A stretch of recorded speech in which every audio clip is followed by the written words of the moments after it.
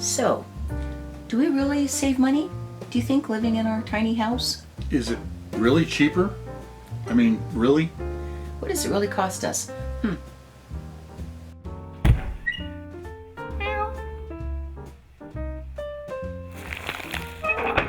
Tiny House Prepper. Hey everybody, I'm Bill. And I'm Elizabeth with Tiny House Prepper. I think a lot of people are curious about the actual cost of living in a tiny house. We do get questions about that occasionally, so we thought we'd just kind of go through the numbers. Mm-hmm. Kind of an idea of what it's really. I really looked at real numbers. Yeah, we had to go back and go through the checkbook and do some research to find out all the actual cost. Yep. What we're going to go through is what we have actually spent. Mm-hmm. There are all kinds of different scenarios. If you buy a tiny house, if you build a tiny house, if you whatever. But first, we'll just talk about the actual expense that we had. Mm-hmm. We found this piece of land that had this old trailer on it, and the trailer was a ratty old thing. If you watch some of our videos, you've heard this before. And it's a tiny little piece of land. It's only 50 feet by 100 feet, so it's a little postage stamp. But we paid $8,000 for the land, basically, and the trailer came for free. Yeah, I almost wouldn't have considered the trailer really an asset. It really wasn't. More of a liability. It should have been torn down, and that was the plan when we first bought it. We were going to tear it down and put something bigger on it. Well, at least something newer. I mean, something newer. Yeah. But then we decided instead to renovate it, and so I haven't actually totaled up to the penny the amount that we spent on the renovation. But it was on the neighborhood of $6,000 for the renovation. Now that also included all new appliances. Right. So, even if you get a place that doesn't need renovation, putting new appliances in it would be a reasonable thing to do anyway. Right. We didn't even have a hot water heater. Yeah. And there was just stuff that had to be replaced, had to be put in. So, about $6,000 for the total renovation. Now, Bill did all that work. Yeah, that's with me doing all the work myself. Right.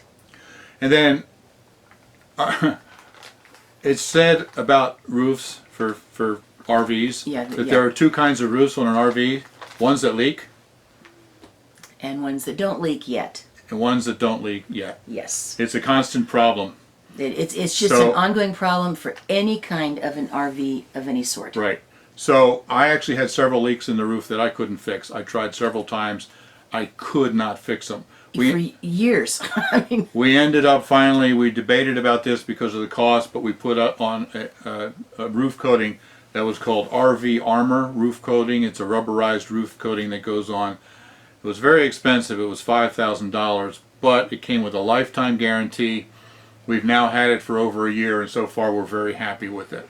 And over a very rough winter and extremely wet summer. Right. So it has been perfectly strong. It's been great. So $8,000 for the land, $6,000 for the renovation, and then an additional $5,000 for the RV Armor roof coating. So we have a total cost into it of $19,000. Right. And we were able, praise God, to do all of that cash. Yeah. Through a variety of different ways that we've documented in our videos. Right. Of how God provided for all of that. Right. Yeah. None of that. We do not use credit for anything. Right. That was all done cash. So for $19,000, we got the land, we got the trailer, we made it livable, we've made it a home. Yeah. Yeah. And because of that, we're debt free. Yeah. So.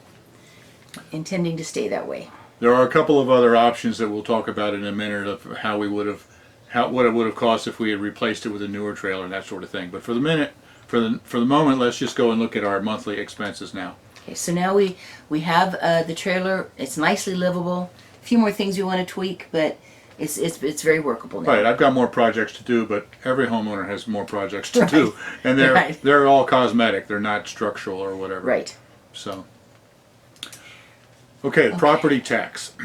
Property tax in this area on a trailer is based on the age of the trailer. Yeah, which is nice. Yeah. So, do you remember what the annual was for Yes. The most current annual cost for our property tax, I've looked at it accurately, has been $646 for the year. For 2018, $646. So when we break that down by the month, it's $54 a month it costs us for the property taxes. Right. And then we live in a community that has a property owners association. hopefully when you buy a piece of land, you know, you can maybe find one without the POA because that's additional cost. However, go ahead. But the POA does provide the well for us and some benefits. Well, yeah, So- my goodness, the well water, which is running with the POA, it's very good water. Roads, of course, maintained, and our trash service. Our trash service, yeah, there's a Yeah. dumpster there that we use that's paid for by the Right. POA. So anyway, the POA costs us $46 a month when you break it down to a monthly Yeah, expense. it's $550 a year. Yeah. Yep. And then, though we have the well water from the POA, it's actually one well that services all of the homes in the development, which is Yes. what, 30 some homes or I think we're number 29. yeah. So I mean I So- think it's just right at 29 homes. Right. So we have the well water from the POA, but the township has city sewer, township sewer that Everyone's required. we required to tap into that, and that costs us now $100 a month for that. Yeah. $100 a month to run water down our sink and flush the toilet. Right. Yep. So expenses for us to live here on a monthly basis is exactly $200. Yeah, that's It's correct. 54 for the property tax, 46 for the POA, and 100 for the sewer. And I save that on a consistent basis so that when those bills come up, we have the money already ready for it. So that's why we're very familiar with this being on a monthly basis. Now, there's one other potential monthly expense that we don't have, and that's Wish we did. insurance. Yeah. And when we were first looking for insurance, we could not find any company that would insure our place. I did a video about this a long time ago, and a lot of people have made comments on that, suggestions of Yes. companies. We still can't find anybody that will insure it. Here's the problem. Everybody says, no, it's no longer an RV because it's set there permanently on the land. And we have, like, and because of window- the renovation that I have done, Yes. I replaced some of the RV type windows with windows that you would find typically in a regular house. Mm-hmm. Because of that, they say it's no longer an RV. We cannot insure it as an RV. Right. I've had people say, well, if it's got wheels on it, it's an RV. Just tell them it's an RV. Well, that's insurance fraud. Right. And if anything happens and they come out to inspect, they'll discover what it is, and then even though we're insured, they don't have to pay. Right. And we says So- we want to be honest with it. Right, we want to be honest. Right. So then we try to insure it as a mobile home. It's too small. It's too small. Nobody has a category that it will fit into. Yeah, it's not so much that they don't think it's an insurable property as they literally don't have a computer program category that we fit into for their underwriters. And we got to the point where twice now we've had people say, oh yeah, we're going to insure you. One of the times they came out and when they really realized it had all these different windows in and stuff, they said, no, you no longer can fit into our whatever category they had in mind. Another time we were all set. It was going to run $48 a month, and which is very reasonable for just a reasonable amount of insurance. Everything was good to go, and then all of a sudden we heard back from the underwriters, and it was some dumb concern that we tried really hard to get straightened out. It was not anything wrong with this place, and they were concerned that we had not been insured for a period of time, which drove me nuts. I've been desperately trying to get insured. So before, or early on, nobody would insure us because they didn't have the right category for us. And now nobody will insure us because we've been uninsured for a couple of years. Yeah. I don't see what that has to do with anything. I but- know we're still working on it. We still believe it's important. Yeah. But anyway, that would be around $50 a month Right, for the kind of insurance we'd need on a place this small. right. So, cost us $19,000 to get into the place from beginning to end. Cost us about $200 a month for all of our monthly expenses, property taxes, and all that kind of stuff. Now, heat. Let's talk about, well, when we moved in, it had a propane heater, a ventless propane heater, and we ended up replacing that because it created so much moisture inside it was unworkable. It was causing damage. And this, like any RV, it had a 30 amp, some of them have a 50 amp, but it had a 30 amp electric hookup. I was actually able to upgrade that to 100 amp, which is like a small house. And because of that, I was able to put electric baseboard heat throughout the whole place. Now, Well, and a couple of excellent e-heaters. yeah, yeah, well, that's, yeah. But, and then we also put in our tiny little wood stove, Yeah. and we do use that. But I want to talk about the expense of heating with electric heat if we don't have the wood stove, because most of you probably would not have a wood stove. Right. So, During the winter months, now we live in a cold climate, so it's going to depend on a person's actual situation. Right. We live in a very cold climate. We have 10 below at night on a regular basis Yeah. in the winter, in January and February. In fact, this last winter was unbelievable. Usually if we hit 10 below, I'm talking Fahrenheit. If we hit 10 below Fahrenheit, it might stay there for 2 days, 2 nights, and then it'd be up around, in the single digits above. And that might happen twice a winter. But this past winter, we had below 0 and 10 below almost every night for the entire month of January. Yeah, I've never seen anything like it before. It was really cold. Okay, but anyway, but just to give you an idea, I looked at the figures and everything.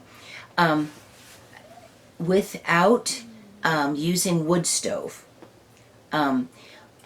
from May until from October until to May. May, from October till May, I figured out, and like I said, that's realistic in terms of needing extra heat. And this last May still stayed pretty cold.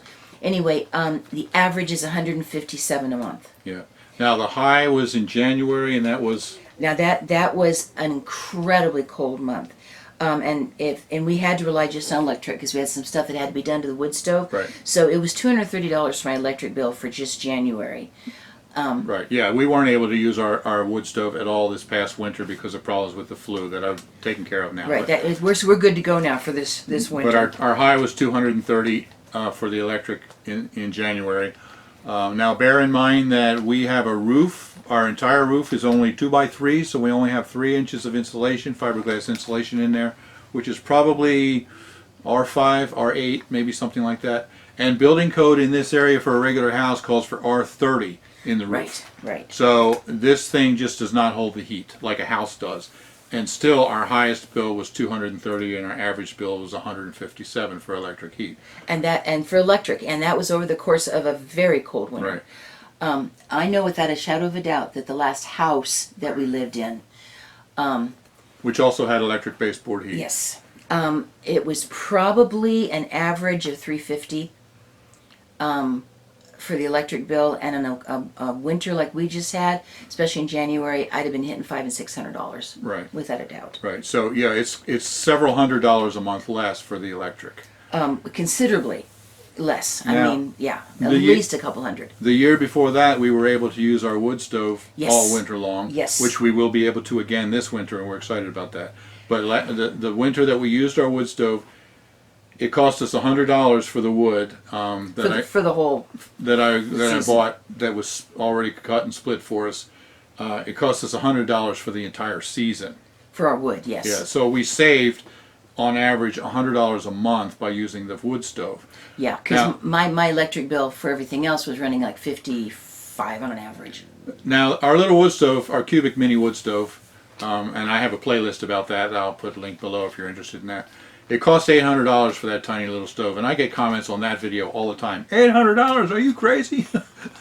That's expensive. Well, it's not really if you look at other stoves, but at any rate, we saved $100 a month by using that over the 8 months of the winter, so it paid for itself in the first winter. Right. Yeah. Yeah, it did. It paid for itself. And then the wood was only about 100, and we have been blessed this year by a very dear friend who gave us some from her land. We haven't paid anything for our wood this year. Right. So if my averages for my electric in this small place still sticks right around 50 a month, and that is including a little bit of heat at night when we don't run the wood stove, and that includes some AC in the summer, we're going to be looking at like averaging around 50 a month for all of my electricity. Right.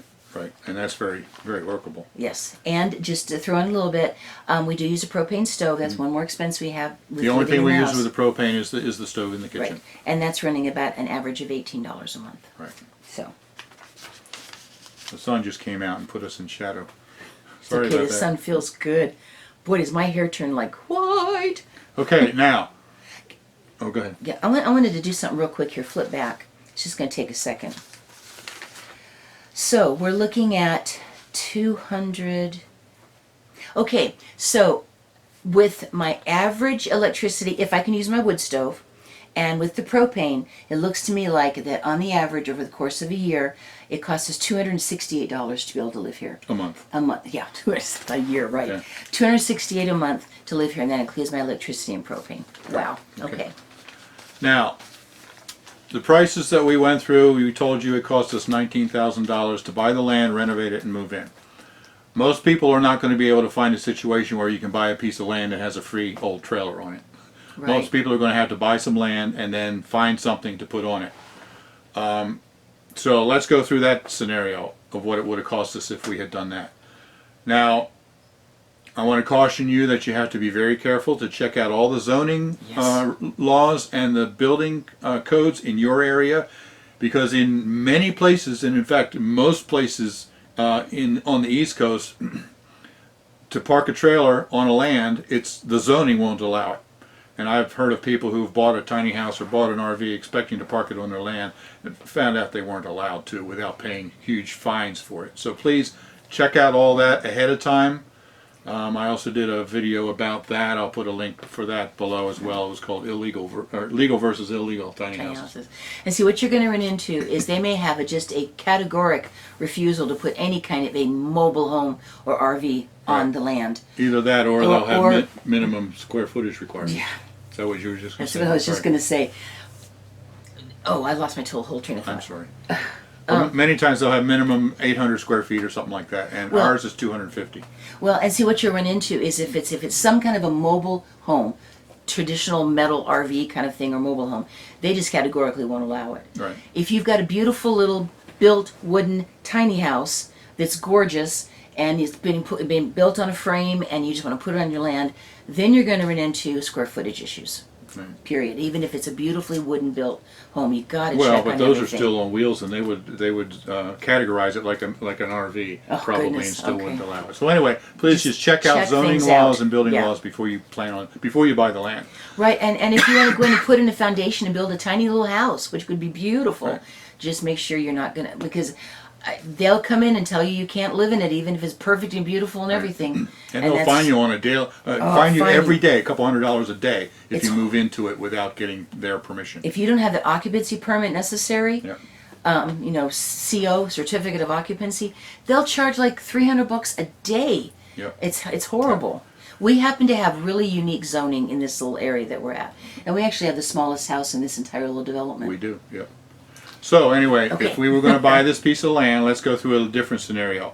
Yeah, We buy the same piece of land for the same price, $8,000. yeah. If you can find one for 8,000, that's Yeah, wonderful. now, between the renovation and the roof that we did on the trailer, we spent $11,000. So let's say we were going to go out and find another used RV for $11,000. An RV is actually going to be much cheaper for you than trying to find an actual tiny house, because if you go buy a brand new RV, you're going to spend more or less the same as a tiny house, somewhere between $60,000 and $80,000 for a nice big new RV. But RVs, you can find a lot of used ones. You're not going to find that many tiny houses used yet. Well, it's just too new. It's too new, and there are not many of them out there. So let's say you find a nice shape used RV for $11,000, which would be a steal. which is what we put on into our renovation and our roof. And then that means you'd find one that didn't need a lot of renovation. right, you didn't need any renovation. Right. Now, bear in mind that roofs always leak, and eventually, within a few years, you're going to have to do something with the roof. So you're going to have to add. Let's add in the $5,000 for the for the RV armor roof that we put on. Or if you can get permission to put some kind of other roof on it, Yeah, build a pavilion over it. or some kind of roofing, you're going to still spend thousands, because even if you do the work yourself, it just costs money to get that up there. Right. So you now have $16,000 into the RV because you spent $11,000, and eventually you're going to have to do something to make the roof more permanent so it won't leak. Right. You're going to have building permits, and it depends on where you live and whatever. And you might think, oh, it's just an RV, it doesn't matter. If you're going to put it on there permanently, you're going to have to go through zoning, and you're going to have to get building permits. Even though you say, well, it's not a house, it doesn't matter. Your township or your county will require it. So I just estimated $300 for a building permit. And that could be low, Yeah. but probably at least 300. Now, building codes in our area now require piers under any kind of a trailer structure like this. Ours is just set right on the ground on cinder blocks. Cinder block. And We're grandfathered in. Yeah, we're grandfathered in. We don't have to do anything. But we're having problems. Sometimes the doors won't close in the winter because of ground heave. Right. So piers are a good idea, but they weren't required when ours went in. all those years ago. So, When we checked into putting in a new place and tearing this one down and putting in a new one, it appears that they require that zoning or that building codes require. The piers are 4 feet deep, poured with concrete, and you have to have them every 6 feet all the way along and they're on like both sides. 2 feet. Yeah, it was absurd. Diameter. And if I Yeah. did all the work myself, if I rented a backhoe and did the work myself and poured it all myself, we came up with about $4,000 for the piers required for a 32-foot RV trip. Right. I know that sounds crazy, but I actually did all the figuring, getting the concrete delivered, buying all the stuff, what would really be involved in it, and I was astounded at how much it ended up costing. Now, let's talk about water and sewer. If you're going to be off-grid, then obviously you're not going to deal with this, but quite frankly, you're not going to find many places that are going to allow zoning to be completely off-grid.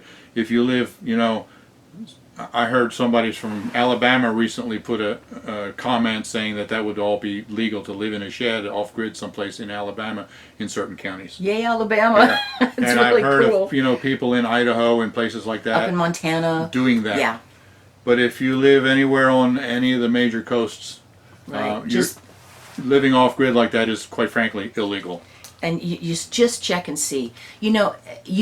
Even if you decide you're going to live on nothing but solar and you're going to have a good, composting toilet and all that, they may still require Yeah. that you have all of the plumbing in place, and some source of heat and water and all the and electric. They're going to require it even if you decide not to use it. Yeah. And You know. if you don't believe that, then I have done some research on YouTube and found videos of other people who have been battling the authorities over being off-grid, and many of them are facing serious fines. I made a playlist about those. So if you want to see some of those videos, I'll put it down below where you can see that playlist. So you can see what we're talking about, because it's a serious issue. We're not trying to be negative. We're just trying to be honest and realistic Right. about it, so people don't end up with horrible shocks. Right. You know. So when we moved in here, it was already hooked up with water and sewer. It was hooked up with the development community well, and it was hooked up to the township sewer. So we didn't have to do anything. But if we just found a piece of land and we were doing it ourselves, we would have to put in a well and septic. And I know from when I used to be a contractor, which I stopped doing 10 years ago, 10 years ago, a well would run, depending on how deep it was, would run in the neighborhood of 4,000. And a septic system, when we put in a septic system for a house we built, we charged the customer starting at about 15,000 and going up from there. And that's really low. So the well and septic are going to be every bit as expensive as the house itself. Right. And even having to put in all the piping to get hooked up to the city water, even that can cost a surprising amount. Right. If you're starting with new construction, getting yourself hooked up to the water system for drainage and all that kind of stuff. And if we've learned anything with building houses for so many years, this is just one of the things that I just know that I have to keep in mind. Everything is going to cost more than you think. And so we're trying to give the best estimates that we can. It might cost even more than that. Everything takes longer and costs more than you think. Right. So when you add up all of that, if we had bought a piece of land and found an RV to put on it, put a new roof on the RV, $8,000 for the land, $16,000 for the RV with the new roof, which is a $3,000. good price. $300 for permits, $4,000 for piers, $19,000 for the well and septic. It comes up to a total of $56,900, and that's what it would have cost us to find a used RV to put on this property. If we could have found one for $11,000 that was in such perfect condition that we don't have to put any more money into it. Right. Now, also, especially when I first started doing the renovations and doing the videos talking about that, we had so many people saying, why are you sinking all of that money into that old RV? You're never going to get the value out of it. Well, they're saying, why don't you tear it down and put something newer? So if we tore it down and put something newer, we would have the expense, all of the extra expense of the piers and all that I talked about, plus the expense of dumpsters to tear this down and put in the dumpster, and that was an additional about $2,800 Right. just for the dumpsters. Then, by the way, that's not unrealistic. Right. It would take at least 4 of them, and they used to be at least $700 a piece to get a big dumpster. We had someone willing to let us buy a beautiful little RV. It was not maybe a tiny touch shorter than this one, but it was newer and really nice shape. And she's a friend. She's going to let us buy it for $5,000. And I thought, wow, that's fabulous. You know, we might be able to scrape that together because we couldn't get any credit, and now we don't want to get any credit, you know. Right. But after I figured out, even if we had only spent $5,000 on that little RV, and Bill could have brought it over himself easily, you know, we'd probably borrow a friend's truck or something, and we still would be looking at the piers and excavation for it. I was astounded at how much it would still have cost Right. us. So in that case, we would not have to do the well and septic because we have the hookups here. But still, to tear down this old one, to buy the land, to tear down the old one, put in a new one with the piers and all that, we still would have paid $40,700. Now, It just amazes me. when you're putting that against the cost of a house, it's pennies, you know, Oh, and yeah. then the cost of maintenance and Is upkeep, lower. you know, Yeah. is only what we figure $260 a month with. Yeah, I figured it was what, Yeah. $268 a month for every, you know, all of our heat. It's considerably cheaper, which allows us then to take all the money that we would have been spending on high mortgages and high utilities and go play. Well, yeah, or at least, you know, be able to keep things on a cash basis. Right, keep things cash. We were able to buy Yeah. that new, well, not new, but new to us, you know, what we call the cottage, our Yeah. mobile RV Yeah. trailer that we can take with us. Our little one that goes, whoa, when you Right, park. so this is what we have chosen. We've chosen to go debt-free, as cheap as possible, and it cost us total $19,000 to get into it. If we would have replaced the RV, it would have cost a total of $40,700. And if we had bought a piece of land and put a new RV on it, it would have cost us about $56,000. Yeah, yeah, No, I'm sorry. 59,000, almost 60,000. Right. Oh my goodness, it's amazing all the different things that you just have to do to make it really happen, you know. And I know that God has been so good to us for us to even, and under the circumstances we had at the time, to even be able to buy this land and then to miraculously have the money to put those appliances in. And Right. of course, a lot of this has been possible because Bill is just very good at all this stuff. If it had just been me and I had to pay someone to do it, Oh, we probably would have paid $10,000 more just for the labor into what I did in the renovation. right, probably easily that much. Now, we do have to have some storage because we don't live super minimalist. We still like to mow the lawn with a lawnmower. We still want our bicycle. I want a few Christmas things. I've got luggage. You know, I don't live super minimalist.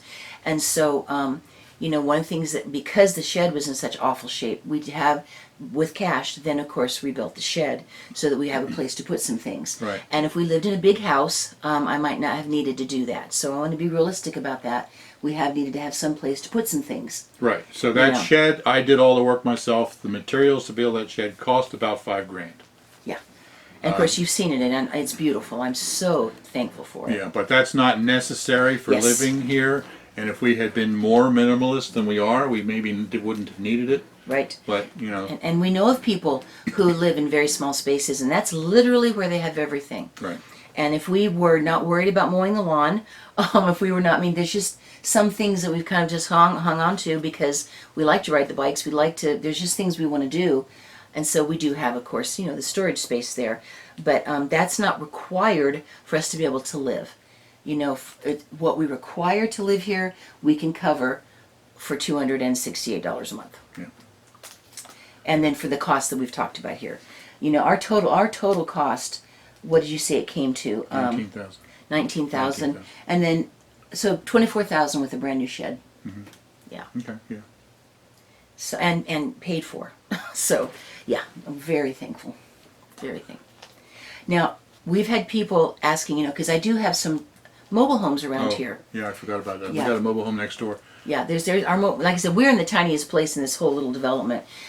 I looked into it because I was curious. You know, what about if we got a mobile home? Now, we don't want to go that much bigger. We're happy living this small, but just to see what it would be involved. And not only would you have the extra cost of getting a larger mobile home, which I know would be, if you're going to get something that isn't going to need a bunch of renovation expense, then it's going to be a lot more money, or you're going to be putting a lot of money into renovation.